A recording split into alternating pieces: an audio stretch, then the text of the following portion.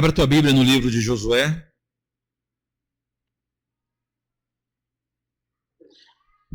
Chegamos hoje no capítulo 3. Provavelmente permaneceremos com Josué ao longo do mês de fevereiro. Mas hoje chegamos ao trecho da passagem do Jordão, no capítulo 3 de Josué.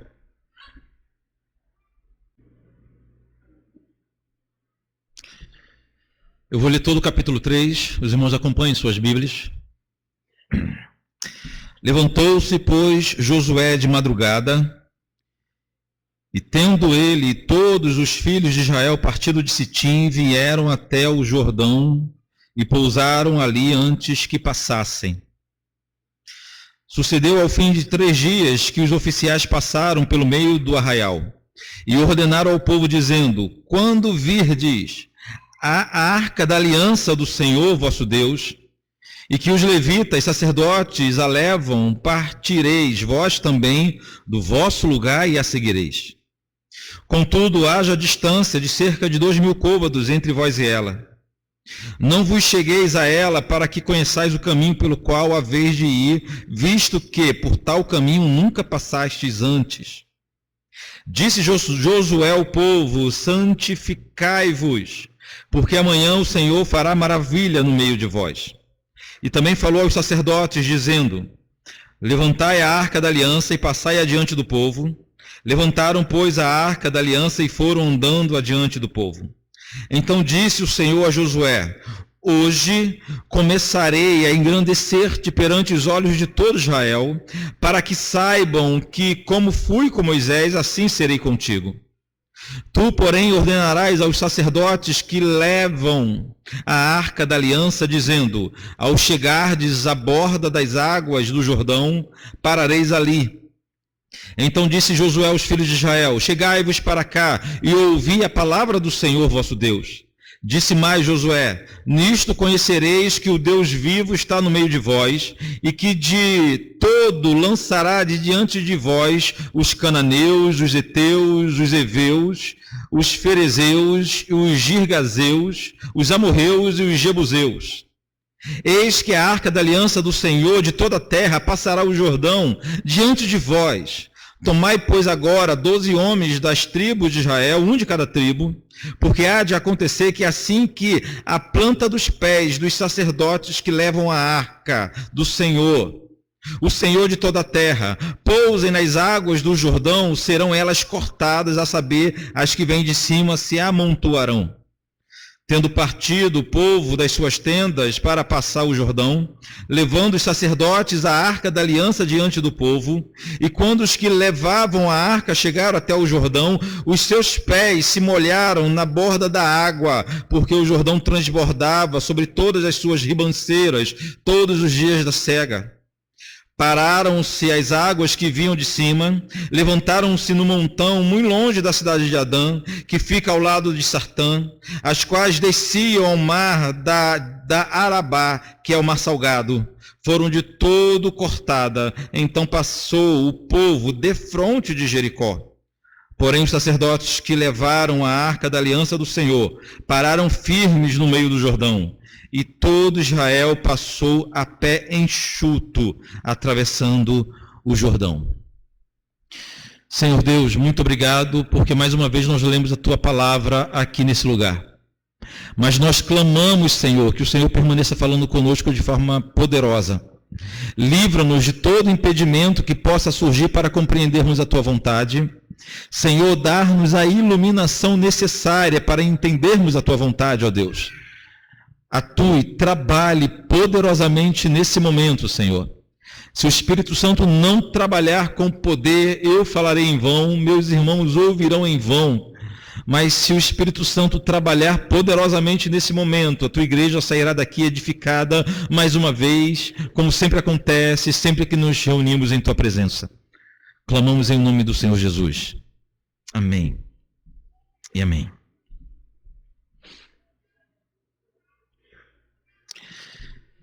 Queridos, no livro de Gênesis, Gênesis capítulo 12 narra o chamado de Abraão. O texto diz que o Senhor apareceu a Abraão e ordenou que ele saísse de sua terra e fosse para a terra que o Senhor lhe mostraria. Abraão caminhou até chegar à terra de Canaã.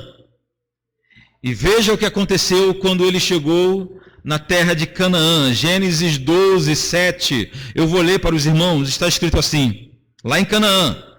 Apareceu o Senhor a Abraão e lhe disse: darei à tua descendência esta terra. Foi a promessa do Senhor a Abraão. O Senhor garantiu a Abraão que sua descendência possuiria aquela terra. Porém, antes, eles iriam passar tanto pela escravidão como também pelo deserto. 2 elementos seriam usados pelo Senhor para fazer nascer um povo santo: escravidão e deserto. 400 anos de escravidão e 40 anos de deserto. Escravidão e deserto foram os meios pelos quais o Senhor fez nascer uma nação separada, um povo separado, um povo diferente, de propriedade exclusiva de Deus. Então agora, no texto que nós lemos, aproximadamente 600 anos depois dessa promessa, os filhos de Abraão estavam prontos para entrarem na terra que o Senhor prometeu aos patriarcas. Estava tudo pronto, mas havia um problema. Na verdade, havia uma dificuldade, uma grande dificuldade. Havia um rio em seu caminho. Entre os filhos de Abraão e o cumprimento da promessa havia um obstáculo intransponível aos olhos daqueles homens, aos olhos daquela nação. Preste atenção. Era o tempo da colheita, isso nós lemos no texto. No tempo da colheita, o rio estava transbordando, porque alguém poderia falar que em determinado momento do ano, as águas do Jordão são rasas, podendo passar a pé. Mas o texto diz que era o tempo da colheita. As águas estavam transbordando em sua ribanceira.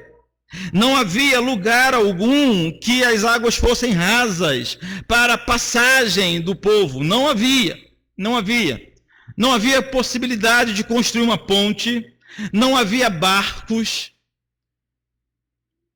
Quase a totalidade dos israelitas que estavam à beira do Jordão jamais tinham visto tanta água em sua frente. Daquela geração que conheceu o Mar Vermelho e atravessou o Mar Vermelho, praticamente ninguém existia mais. Então nem mergulhadores existiam ali. Ninguém sabia nadar, essa é a verdade. Então, para aquele povo que nós contamos até aqui, quase 2 milhões de pessoas, numa conta mais modesta, 1 milhão de pessoas, a população inteira de Nova Iguaçu, no mínimo, para atravessar um rio turbulento, um rio cheio, um rio que estava transbordando, era uma dificuldade muito grande. O Jordão, naquele momento, era o grande desafio do povo. Era só atravessar o Jordão que a promessa de Deus começaria a se cumprir. Deve ter sido um tempo de grande expectativa. Pensem o que pode ter passado na mente daqueles israelitas. Eles levantavam a cabeça e olhavam a terra prometida, mas não poderia chegar nela. A terra que o Senhor prometera estava ao alcance dos seus olhos, mas havia um obstáculo intransponível para eles, para chegar até a promessa de Deus. Então o texto de hoje narra esse momento extraordinário da história, quando Deus operou com maravilha tremenda para aproximar os seus filhos da realização da promessa que ele fizera. Para aproximar seu povo da Terra Santa, para que, enfim, o seu povo tomasse posse. Você gosta desse termo, né? Tomasse posse de suas bênçãos. O Senhor operou uma maravilha imensa naquele momento. E foi isso que nós lemos no texto de hoje. Então, Josué, capítulo 3, pode ser dividido em duas partes para a nossa melhor compreensão. A primeira parte é de preparação. Vocês vão perceber que o texto usou mais tempo tratando da preparação do que do milagre em si. Então, do versículo 1 ao versículo 13, é apenas o povo se preparando para o agir de Deus. Do versículo 14 ao 17, sim. Aí tem a grande travessia. Vamos à exposição, então? Você pode acompanhar em sua Bíblia ou na projeção. Em primeiro lugar, ao se preparar, o povo hebreu, que já tinha visto o Senhor operar grandes maravilhas na história, o povo de Deus já tinha visto ao longo de todo o trajeto do pelo deserto, o poder de Deus operando poderosamente. Eu já disse isso aqui, que milagres que aconteceram no deserto jamais se repetiram na história da humanidade, pelo menos que tenhamos registro. Então esse povo já estava habituado a grandes milagres de Deus, a grande intervenção de Deus na história, mas eles sabiam que sempre há necessidade de preparação, a necessidade de se preparar antes de Deus agir. Primeiro, todo o povo deveria sair de seu acampamento e se posicionar de frente ao Jordão. Olha o versículo 1 que está escrito. Levantou-se, pois, Josué de madrugada, e tendo ele e todos os filhos de Israel partido de Sitim, onde eles estavam acampados já há muito tempo, vieram até o Jordão e passaram ali e pousaram ali antes que passassem. Nesse momento, irmãos, o povo estava deixando o seu lugar de descanso. O povo estava deixando o seu lugar de repouso, o lugar onde eles estavam já há algum tempo. Deixaram Sitim e se posicionaram de frente ao grande desafio, sem saberem exatamente o que aconteceria. Eles não sabiam como atravessariam o rio. Eles não tinham nenhuma noção de como Deus iria agir. Tudo que eles sabiam é que Deus agiria. Então eles saem do seu acampamento onde eles já estavam acomodados. Eles deixam Sitim onde eles já estavam habituados, onde eles estavam já familiarizados com aquele lugar, e vão para frente do Jordão, e vão se posicionar em frente ao grande desafio, sem ter a menor noção do que aconteceria. Ou melhor, de como aconteceria. O que aconteceria eles sabiam. Eles sabiam que eles estariam do outro lado em questão de alguns minutos, mas eles só não sabiam como Deus iria agir. Mas preste atenção. Mesmo sem entender tudo, eles obedeceram. Mesmo sem ter acesso aos detalhes. E olhe que eu já falei para os irmãos que o nosso Deus é um Deus de detalhes. Normalmente quando o Senhor fala com seus servos ao longo das Escrituras Sagradas, ele dá um plano rico em detalhes. Você já observou isso? Vai para tal rua chamada esquerda, entra na terceira casa, vai ter um homem lá orando de joelho, esperando você chegar. Deus falava assim com os seus servos. Cheio de detalhes, mas nesse caso não havia detalhes ainda. Deus tinha falado anteriormente a Josué o seguinte: ó, levanta e passa, levanta e atravessa o Jordão.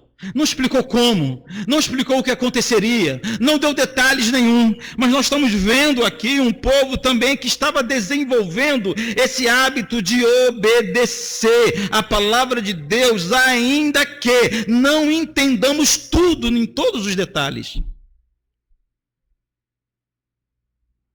Então, sob a ordem de Josué, todo o povo ergueu o acampamento e posicionaram-se em frente ao rio e ali ficaram por 3 dias. 3 dias. Depois de 3 dias acampados em frente ao rio, os líderes do povo passaram as instruções. Olha o versículo 2 e o 3. Sucedeu ao fim de 3 dias que os oficiais passaram pelo meio do arraial e ordenaram ao povo, dizendo: quando virdes a arca da aliança do Senhor vosso Deus, e que os levitas, sacerdotes, a levam, partireis vós também do vosso lugar e a seguireis.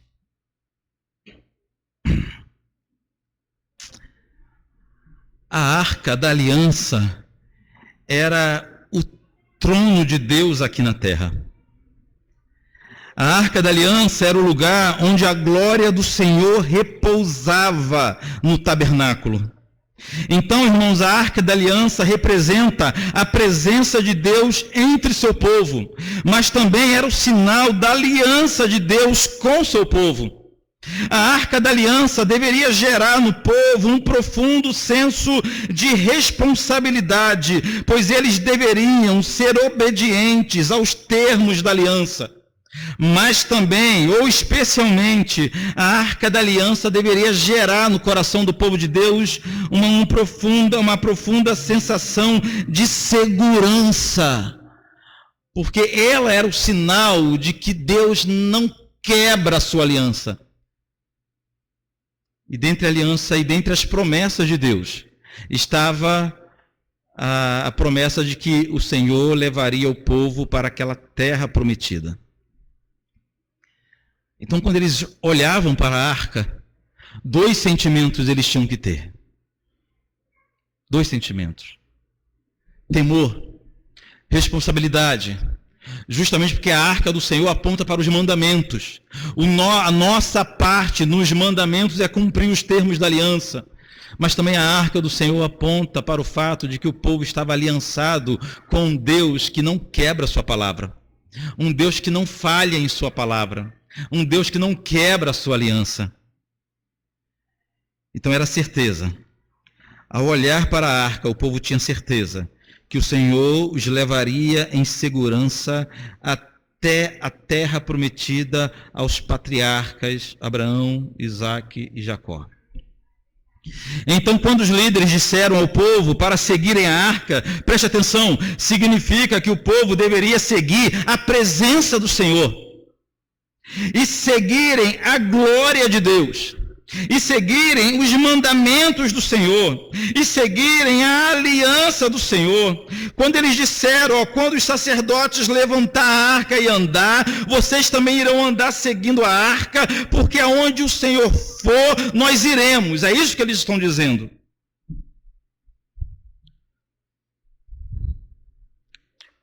O povo de Deus não tinha liberdade, autonomia para escolher para onde ir. Eles iriam onde a glória do Senhor fosse. Por onde a glória do Senhor passasse, o povo de Deus também iria. Mas havia um alerta, tem um sério alerta aqui no versículo 4. Olha só. Contudo, haja distância de cerca de 2.000 côvados entre vós e ela, a arca. Não vos chegueis a ela, para que conheçais o caminho pelo qual haveis de ir, visto que por tal caminho nunca passastes antes. Preste atenção, o povo não poderia se aproximar da arca da aliança. Eles deveriam, como o texto diz, ficar a 2.000 côvados de distância, aproximadamente 1.000 metros, 1 quilômetro de distância. Eles deveriam ver a arca numa distância que conseguissem ver, mas também não perder de vista, mas não se aproximar tanto da arca do Senhor. E essa não foi a única vez que o Senhor ordenou que o povo se mantivesse distante da sua glória. Não foi a única vez. Em Êxodo, capítulo 19, preste atenção. Quando o Senhor falou com Moisés no Monte Sinai, ele próprio, o Senhor, deu ordem para que ninguém chegasse sequer perto do monte. Deus não fazia isso para excluir o povo de sua presença, não, mas Deus ordenava distância para protegê-los, pois Deus sabe, ou somente Deus sabe, que o pecador não suportaria se aproximar da glória de Deus, não suportaria, da santidade do Senhor. Então lá no Sinai a ordem foi essa: Moisés, você vai subir, o povo vai ficar distante. Mas distante ao ponto de sequer chegar perto do monte. Não toque no monte. para que não fossem consumidos pela glória de Deus. A glória de Deus, irmãos, é algo que nós não devemos tratar com irresponsabilidade. A Bíblia é repleta de exemplos de homens, grandes homens de Deus, que tiveram profundo senso de reverência e de grande temor diante da glória de Deus, diante da presença de Deus. Não há um único exemplo de homem de Deus na Bíblia que tenha ficado de pé diante do Senhor, quando teve uma visão da glória de Deus, que não tenha caído no chão, que não tenha apavorado o coração diante da glória de Deus. Não há um único exemplo.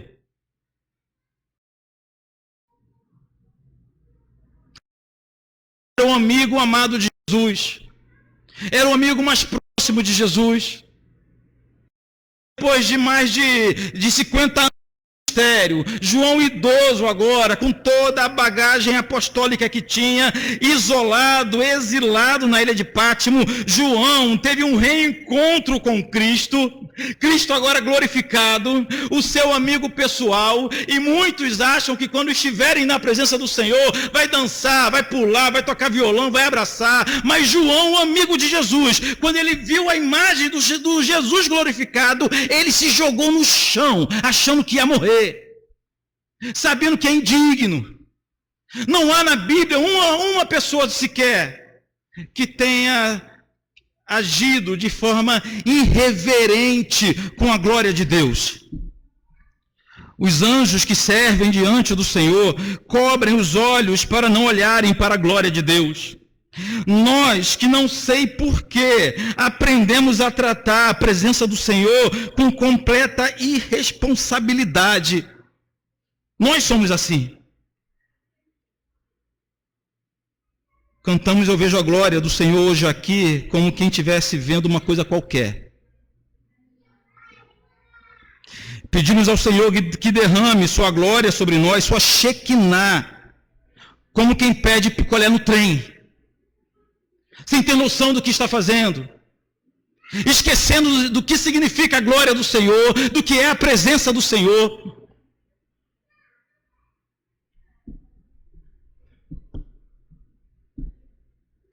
Há poucos dias eu falei para os irmãos, mas eu vou relembrar. Nasci em berço evangélico e a gente tinha um profundo senso de temor ao entrar no local do culto, na igreja, no templo. Ninguém entrava no templo sem dobrar o joelho. Havia um espaço reservado para os obreiros que era tido como mais santo do que os outros lugares. Ninguém ficava conversando dentro da igreja, a conversa era do lado de fora. Havia exageros, mas frutos de um senso de temor que nós tínhamos. Muitos agiam só por religiosidade e equívoco, por exemplo, achar que aqui é um lugar mais santo do que aí. É um equívoco, mas fruto de um senso de temor que nós tínhamos. Até que nós descobrimos que Deus está em todo lugar. Que Deus não habita em templos feitos por mãos humanas. Já ouviu falar esse versículo? Toda vez que alguém quer desqualificar a necessidade de se reunir com a igreja, fala que Deus não habita em templos feitos por mãos humanas. Preste atenção. Ao descobrir que a presença do Senhor aqui dentro é tão intensa quanto lá fora, ao invés de nós levarmos lá para fora a reverência que tínhamos dentro do local de culto, a gente inverteu. A gente trouxe a irreverência da nossa vida pessoal, nós trouxemos a irreverência do dia a dia para dentro do local de culto. Que loucura nós fizemos! Ao descobrir que Deus não habita em templos feitos por mãos humanas, ao descobrir que não é diferente da presença de Deus daqui, do meu local de trabalho, eu deveria chegar no meu local de trabalho com santo temor, e não ao contrário, chegar aqui com irreverência. Mas nós aprendemos a ser irreverentes com a glória de Deus. Tratamos com profunda irreverência o que é extremamente sagrado. A presença do Senhor é algo sério. Não devemos tratá-la com irresponsabilidade e sem a reverência necessária para o nosso bem. Para o nosso bem. Então, em primeiro lugar, a glória do Senhor vai passar na Arca da Aliança, mas vocês vão ficar distantes. Pelo menos 1 quilômetro de distância. Não se aproximem menos de 1 quilômetro de distância. Então, em primeiro lugar, essa ordem possivelmente foi para poupar o povo. Há então esse primeiro motivo da exigência da distância, mas ainda um segundo motivo, que segundo o próprio texto explica, o povo deveria se manter distante da arca, para que todos pudessem ver onde a presença do Senhor estava indo e assim segui-lo. Esse é o motivo apresentado pelo texto. Todos deveriam esperar enquanto o Senhor ia na frente. Preste atenção. Todos deveriam esperar enquanto o Senhor ia na frente, estabelecendo o caminho, definindo o trajeto. Era Deus que escolheria por onde o povo deveria andar, e não o povo. Deus ia distante, mas ia trabalhando pelo seu povo. O fato de Deus estar distante não significa que ele tenha esquecido o seu povo. Isso é mentira. Isso é mentira. Uma música gospel diz que ele é Deus de perto e não de longe, não é verdade? Mas o próprio Deus, falando através do profeta Jeremias, no livro de Jeremias 23, pergunta o seguinte: acaso sou eu a Deus apenas de perto e não também de longe?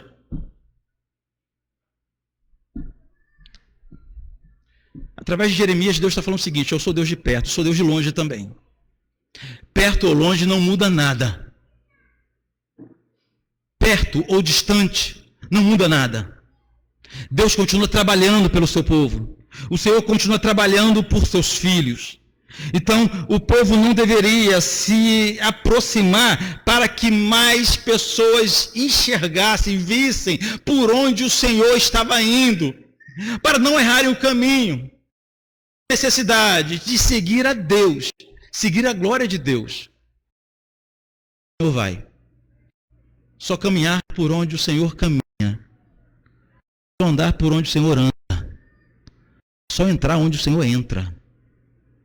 Para isso, eles deveriam observar o movimento da arca.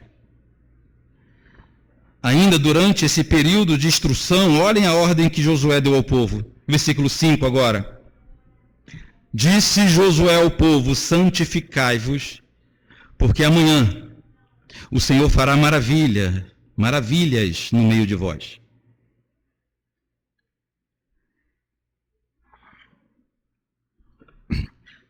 Para nós, para os homens, santidade não significa perfeição.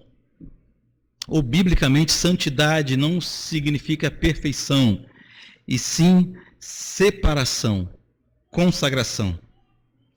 A santificação é o ato de separar-se para um propósito específico. Então, santificai-vos significa separai-vos para o Senhor. Dediquem-se ao Senhor, consagrem-se ao Senhor. Havia, irmãos, a necessidade do povo se preparar. Eles deveriam estar atentos, prontos, vigilantes, pois algo grande o Senhor estava para fazer. Então, há sim uma necessidade de santificação.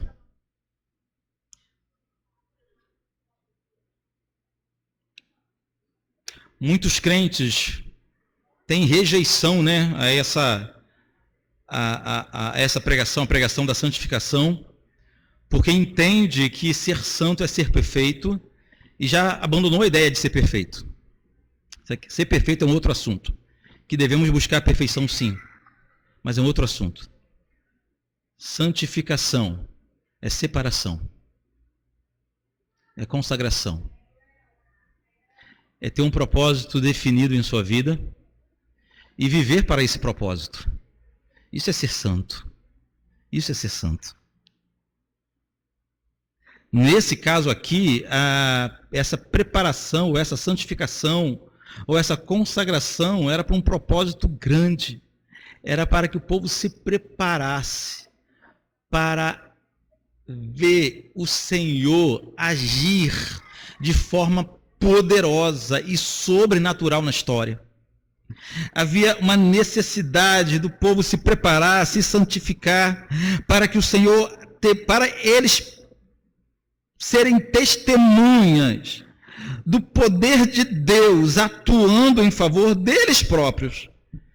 santificai-vos, porque amanhã o Senhor fará maravilhas no meio de vós. As ações de cada um foram bem definidas. O povo se santificaria e o Senhor iria fazer maravilha. O povo se santificaria e o Senhor faria maravilha. Não é o povo que faz maravilha. Quem faz maravilha é o Senhor. O povo se santifica.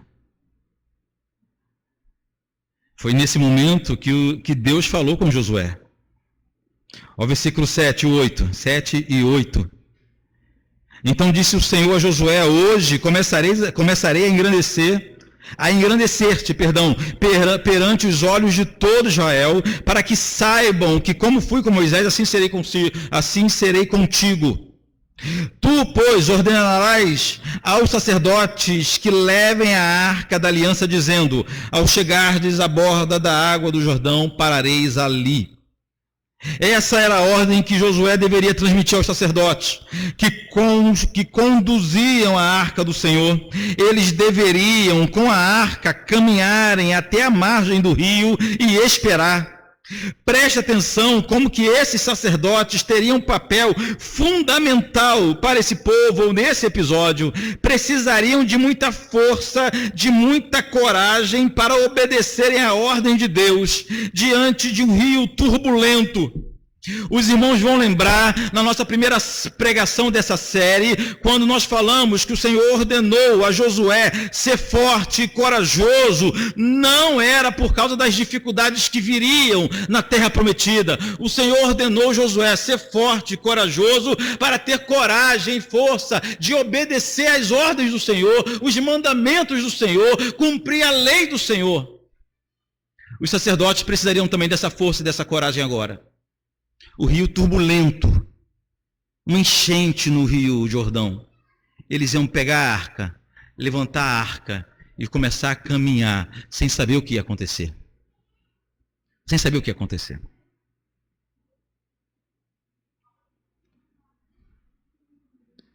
Não sei se nós teríamos essa coragem. Não sei se nós teríamos daquele que é para o final da fila. Afinal, são 1 milhão de pessoas. Eu posso ser o 999 mil. Eu vou lá para trás para saber como é que as coisas vão acontecer aqui primeiro. E depois eu ando.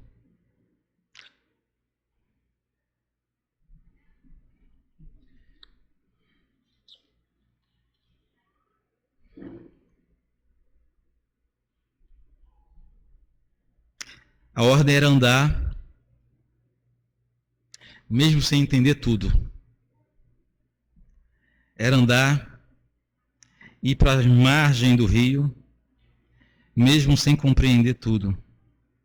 Nesse momento, Josué, o líder, voltou a falar com o povo, no versículo 9. Então disse Josué aos filhos de Israel: chegai-vos para cá e ouvi as palavras do Senhor vosso Deus. Josué não disse: chegai-vos para cá para ouvir as minhas palavras. Não foi isso. Josué não disse: chegai-vos para cá para ouvir o que eu tenho no meu coração. Josué não disse: chegai-vos para cá que eu vou fazer agora uma breve reflexão. Não. Ontem a gente saiu daqui, já era umas 8 ou 9 horas da noite, por aí, depois de 2 semanas de luta, tudo prontinho. Aí eu brinquei com os irmãos assim: amanhã não vai ter pregação não, amanhã vai ter uma breve reflexão. Quando o pastor não conseguiu preparar a mensagem durante a semana, ele traz uma breve reflexão. Ele traz uma palavra que está no meu coração. O dia que eu chegar aqui e falar: irmãos, eu vou trazer para os irmãos uma palavra que está no meu coração, os irmãos podem ir embora. A palavra é só minha, só está no meu coração. Não é a palavra de Deus. Pode ser um bom conselho, posso falar até as coisas verdadeiras, mas são incapazes, as palavras que saem do meu coração são incapazes de transformar a vida dos irmãos. Josué não fez assim. Josué chama o povo para perto de si para ouvirem as palavras do Senhor, para ouvir as palavras de Deus.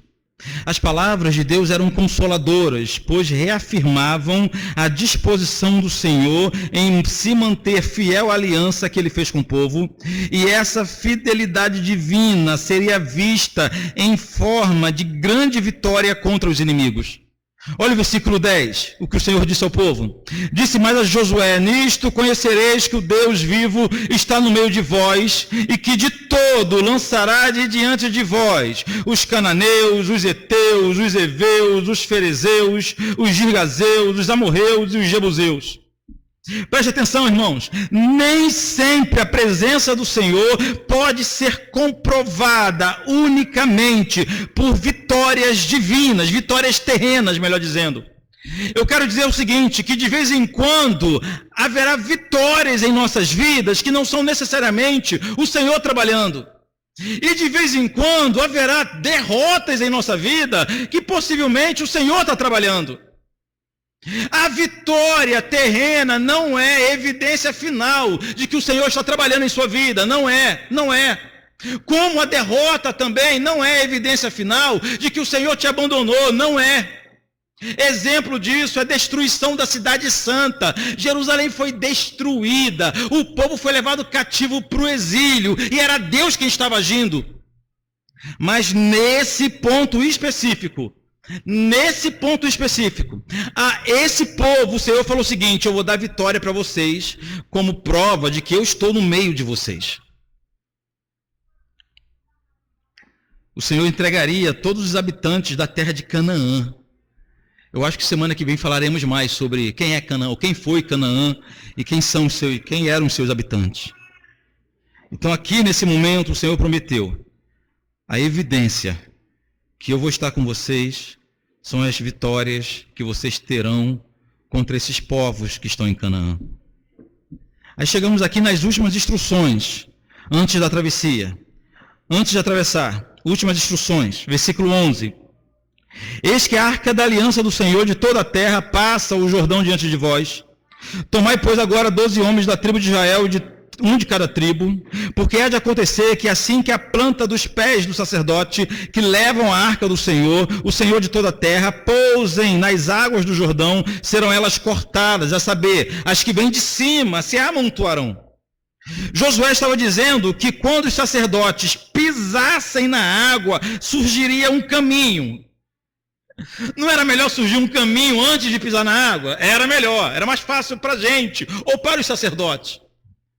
Mas a ordem do Senhor é o seguinte: você vai pisar na água, e na hora que pisar na água, aí sim vai surgir o caminho. Mas preste atenção, irmãos, o poder não estava nos pés dos sacerdotes. O poder não estava na fé dos sacerdotes. O poder estava no Deus dos sacerdotes, representado ali pela Arca da Aliança, mas que Josué chamou de o Senhor de toda a terra.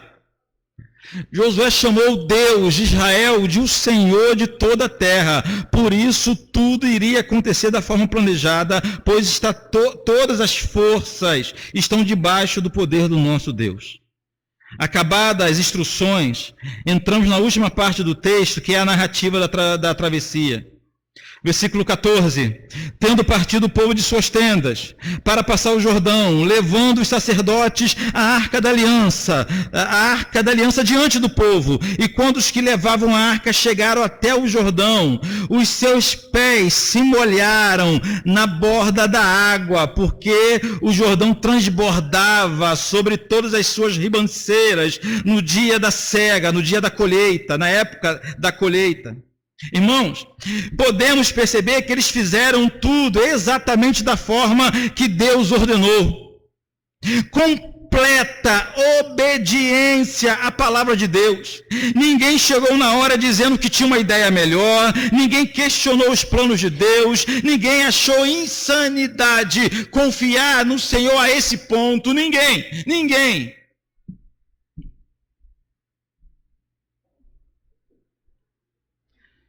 Se fosse hoje, alguém teria a brilhante ideia de atualizar a palavra de Deus. Deus falou, mas não é bem assim não. Vamos considerar a profundidade desse rio. Vamos considerar a largura desse rio, a correnteza desse rio. Não faz sentido nenhum você pisar num rio como esse e achar que vai atravessar. Alguém poderia questionar assim. Mas nesse povo aqui não, ninguém. A obediência foi completa. E um milagre espantoso aconteceu. Versículo 16. Pararam-se as águas que vinham de cima, levantaram-se no montão, muito longe da cidade de Adã, que fica ao lado de Satã, e as que desciam ao mar de Arabá, que é o mar salgado, foram de todo cortada. Então passou o povo de fronte de Jericó. A imagem que nós temos desse episódio é do Rio Jordão se abrindo, como abriu o Mar Vermelho, né? Se abrindo um vão, um caminho no mesmo do rio, com águas se separando dos dois lados e o povo passando no meio do rio. A gente normalmente tem essa imagem, mas não é isso que está escrito. O texto diz que pararam-se as águas que vinham de cima. Levantaram-se no montão, muito longe da cidade de Adã. Preste atenção, a cidade de Adã ficava a cerca de 20 quilômetros daquele ponto onde eles estavam. Eles estavam em frente de Jericó. Adã fica mais de 20 quilômetros distante de Jericó. Segundo o texto, foi lá, muito longe de Adã, que as águas se amontoaram. Lá sim aconteceu alguma coisa espantosa de ver com os olhos. Possivelmente os filhos de Israel não viram esse montão de água se amontoando a 20 quilômetros na cidade de Adã. O que eles viram foi o trecho do rio secar completamente, mais de 20 quilômetros rio abaixo, completamente seco, até o rio Salgado, que é o Mar Morto, tudo completamente seco, para que uma multidão de quase 2 milhões de pessoas atravessassem com os pés enxutos. Impressionante. Impressionante. Impressionante. Aqui no final do versículo 16, diz que isso tudo aconteceu em frente à cidade de Jericó. Ou seja, os habitantes de Jericó, que nós já vimos semana passada, que já estavam completamente aterrorizados com a presença de Israel do outro lado do rio. Os habitantes de Jericó, não só de Jericó, mas todos os cananeus, segundo o testemunho de Raabe, estavam desmaiados por causa da presença de Israel do outro lado do Jordão. Eles puderam agora ver com os próprios olhos o Senhor de toda a terra operando grandes maravilhas.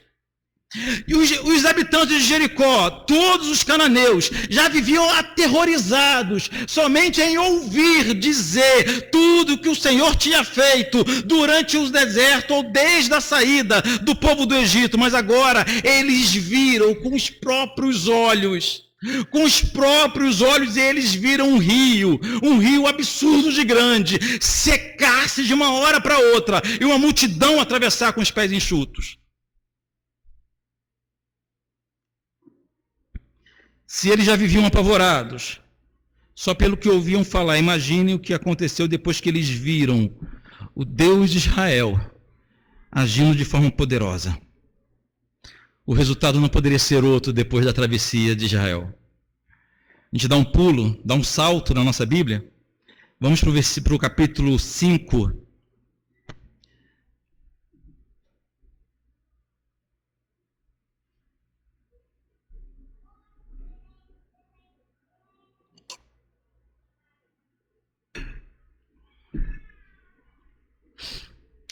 Capítulo 5 de Josué, versículo 1, diz assim, Sucedeu que, ouvindo todos os reis dos amorreus que habitavam deste lado do Jordão ao ocidente, e todos os reis dos cananeus que estavam ao pé do mar, que o Senhor tinha secado as águas do Jordão de diante dos filhos de Israel até que passamos, desmaiou-se-lhes o coração e não houve mais alento neles por causa dos filhos de Israel. Era esse o objetivo. Era esse o objetivo. O objetivo do Senhor em fazer uma obra tão grande, tão poderosa, era para edificar o seu povo, livrar o seu povo, mas também fazer o seu nome conhecido a todas as nações. A todas as nações. E assim finalizamos esse trecho aqui da travessia do Rio Jordão. Temos algumas lições preciosas aqui nesse texto. A primeira grande lição: O Senhor é o Senhor de toda a terra, como vimos em todo esse capítulo. Por 2 vezes nesse episódio, tanto no versículo 11 como no versículo 13, Josué chama Deus de o Senhor de toda a terra. Sendo assim, não há limites para ele agir. Semana passada, quando falávamos de Raabe, a prostituta, ainda em sua prostituição, ela reconheceu, preste atenção aqui, ainda em sua prostituição, ela reconheceu que o Deus de Israel é Deus acima dos céus e embaixo na terra. Então, os obstáculos no caminho poderia até ser suficiente para deter o povo de Israel. O Jordão poderia sim deter a nação inteira de Israel. Poderia ser um obstáculo imenso para o povo, mas o Jordão não era nada diante do Deus de toda a terra. Quem atravessou o Rio Jordão não foi Israel. Quem atravessou o Rio Jordão não foram os sacerdotes. Quem atravessou o Rio Jordão foi a glória do Senhor. O povo só seguiu a glória do Senhor, só seguiu a presença de Deus. Percebam, irmãos, que não foi a fé do povo, não foi a coragem de Josué, não foi a iniciativa dos sacerdotes que fez o povo atravessar, mas sim foi o Senhor, foi a presença de Deus ali. Duvido que Baal atravessaria aquele rio, duvido que os deuses, os falsos deuses, tanto do paganismo antigo como da atualidade, faria o milagre que nosso Deus fez. Só Ele pode fazer, afinal de contas, só Ele é o Senhor de toda a terra, como bem disse Josué. O motivo final do Senhor realizar tamanho milagre está escrito no capítulo 4. Folheie a sua Bíblia até o capítulo 4, versículo 23 e 24. Olha o que diz, capítulo 4, versículo 23 e 24, está escrito assim, porque o Senhor vosso Deus fez secar as águas do Jordão diante de vós, até que passasses como o Senhor vosso Deus fez ao mar vermelho, o qual secou diante de nós, até que passamos, para que todos os povos da terra conheçam que a mão do Senhor é forte, a fim de que temais ao Senhor vosso Deus todos os dias. O intuito é esse, o objetivo era esse, que todos vissem, que todos os homens vissem, que todos os povos vissem que o Deus de Israel não é Deus apenas de Israel, mas é o Deus de toda a terra, como Josué testificou. Essa é a grande lição do texto. Aí você pergunta, pastor, e daí? O que isso tem a ver com a gente? Preste atenção. E aqui eu parto para as aplicações finais, lembrando os irmãos que esse texto, preste atenção, pode sim ser usado para falar das grandes dificuldades que enfrentamos nessa vida. Pode sim. Podemos usar esse texto para nos lembrarmos das grandes dificuldades que atravessamos em nossa história. Esse texto não está se referindo às grandes dificuldades que temos para a nossa realização pessoal. Preste atenção. Nós temos o costume de usar o texto da passagem do Rio Jordão como uma ilustração ou como um exemplo do que o Senhor pode fazer com nossas grandes dificuldades. E é bem verdade, eu estou dizendo isso aqui, mas não as dificuldades que encontramos somente para a nossa realização pessoal. Não adianta eu fazer planos pessoais somente, eu fazer os meus planos egoístas, não adianta, e achar que o Senhor vai ter que me ajudar a transpor as minhas dificuldades. Não é isso que o texto diz, não é isso que está acontecendo. É um sacrilégio chamarmos de nosso Jordão uma família difícil, um trabalho difícil, uma faculdade desafiadora ou qualquer outra dificuldade que temos de enfrentar para a nossa própria realização. Não é isso o Jordão. O que o texto está se referindo são as grandes dificuldades que temos de enfrentar para cumprirmos os planos de Deus em nossas vidas. Aí sim. Ele age soberanamente e opera maravilhas. O povo de Deus não estava lá no Egito e um dia sonhou em conquistar Canaã. E desenvolveu um plano mirabolante para conquistar Canaã. E depois chegou para Deus e falou: Deus, faça a tua parte. Abra o Mar Vermelho, depois abra o Jordão. Tira as dificuldades para a gente poder realizar o nosso sonho. Não foi isso que aconteceu. Foi o Senhor que teve um plano. Foi o Senhor quem estabeleceu a ordem. Foi o Senhor quem determinou um projeto para aquele povo. Aí sim, para que os projetos de Deus se cumpram, para que os planos de Deus se cumpram em nossas vidas, o Senhor vai trabalhar tirando as dificuldades e nos dando força contra os desafios. Aí sim, é esse o sentido. Estou dizendo isso, irmãos, porque não adianta nós chegarmos com nossos planos mirabolantes diante de Deus e dizer assim, ó, Senhor, está tudo planejado.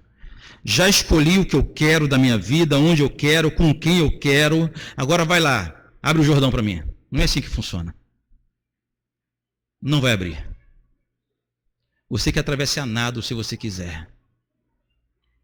Agora, se são planos de Deus, se é projeto de Deus, se foi Ele quem falou, se foi Ele quem disse, se foi Ele quem prometeu, aí deixa o Jordão por conta dele. Estão me entendendo? O Senhor vai nos auxiliar e vai auxiliar não, Ele vai fazer maravilhas enquanto estivermos seguindo os propósitos dEle e não os nossos. E não os nossos. Mas o texto de hoje também fala das grandes barreiras que encontramos em nossa caminhada rumo à nossa Canaã celestial. Na verdade, eu acho que o texto fala mais disso do que daquilo. Nós estamos, como Israel, caminhando para a nossa Canaã celeste. Nós estamos caminhando para a nossa terra prometida, que não é aqui. Irmão, a terra prometida não é aqui. Não é nesse planeta, não é nesse chão. Nós estamos caminhando rumo às mansões celestes, estamos caminhando rumo à cidade celestial, estamos caminhando rumo à nova Canaã. Estamos em nossa caminhada. E nessa caminhada nós encontraremos vários, não apenas um, mas vários obstáculos gigantes. Eu vou citar somente dois. Eu vou citar somente dois obstáculos imensos que nós encontraremos rumo à Canaã celestial. O primeiro obstáculo é uma sociedade cada vez mais secularizada, uma sociedade que não se contenta em ser sem Deus, mas ela torna-se a cada dia mais anti-Deus, contra Deus. Um grande desafio nosso é viver aqui, nossos dias, em uma sociedade dessa forma. Os valores são secularizados, excluem ou tentam excluir Deus de todas as esferas da sociedade. E nós temos esse desafio. Permanecer na Babilônia, mas não ser um babilônico. Temos um grande desafio, é um obstáculo grande, que nós não podemos suportar. Sempre que oramos aqui, nos despedindo dos nossos filhos, os pequenos que vão para a escola dominical, para a escola bíblica, eu sempre digo, peço ao Senhor, lembro ao Senhor, de que o que os nossos filhos necessitam, nós não temos. Nós não temos. Tudo que eles necessitam para o aperfeiçoamento, dependemos de Deus, trabalhando na vida deles, revelando-se a eles, como um dia revelou-se a nós. Numa sociedade secularizada, eu não posso simplesmente pegar o meu menino, largar ele para Nero, dar todas as instruções para ele ser educado lá em Roma e depois estranhar quando ele voltar falando como um romano. Eu não posso, estando na Babilônia, pegar o meu filho e entregar para que os babilônicos eduquem os meus filhos e depois estranhar quando ele voltar diferente. Não posso fazer isso. O nosso grande desafio, e precisamos de um milagre de Deus, para atravessar esse período da história de secularização. Nós não conseguiremos sozinhos, somente através de um milagre. Então, o primeiro grande obstáculo que nós enfrentamos rumo à Canaã celestial é a sociedade secularizada, mas o segundo grande obstáculo que eu cito hoje aqui são as igrejas secularizadas. E aqui é um lamento gigante. É assustador e igualmente triste. Como que nossas igrejas se desviam tão facilmente, tão facilmente. É assustador e triste como que é fácil não encontrarmos pregação bíblica na maioria de nossas igrejas, não encontrarmos um culto bíblico na maioria de nossas igrejas. Eu falo isso com medo, com temor. Se não for misericórdia do Senhor atuando em nossa vida, se não for o Senhor fazendo um milagre em nossa vida, nos desviaremos também. Precisamos do Senhor fazendo milagre, esse é o nosso Jordão. Senhor, não permita que nos desviemos, que nos tornemos uma igreja secularizada, sem Deus, sem o Espírito Santo, sem o poder do Teu Espírito em nossa vida. Tenha misericórdia de nós, e para isso não depende só de nós, dependemos do Senhor agindo em nosso favor.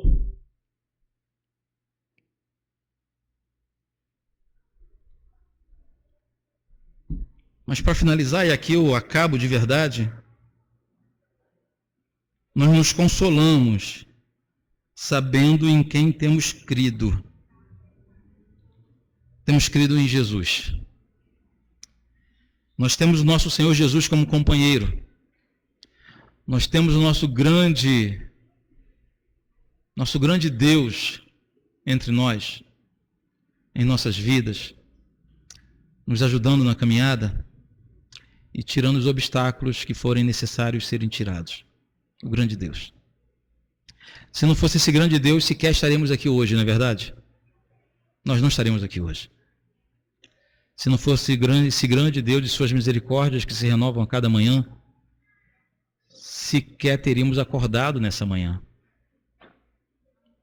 Queridos, que todos nós consigamos desenvolver um relacionamento com Cristo pessoal, verdadeiro, duradouro, santo, honesto.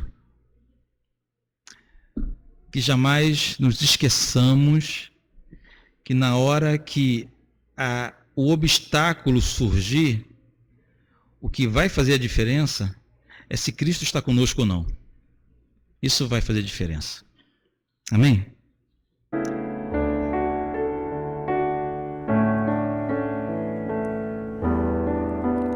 Em nada ponho a minha fé, senão na graça de Jesus, no sacrifício remidor, no sangue do bom Redentor. A minha fé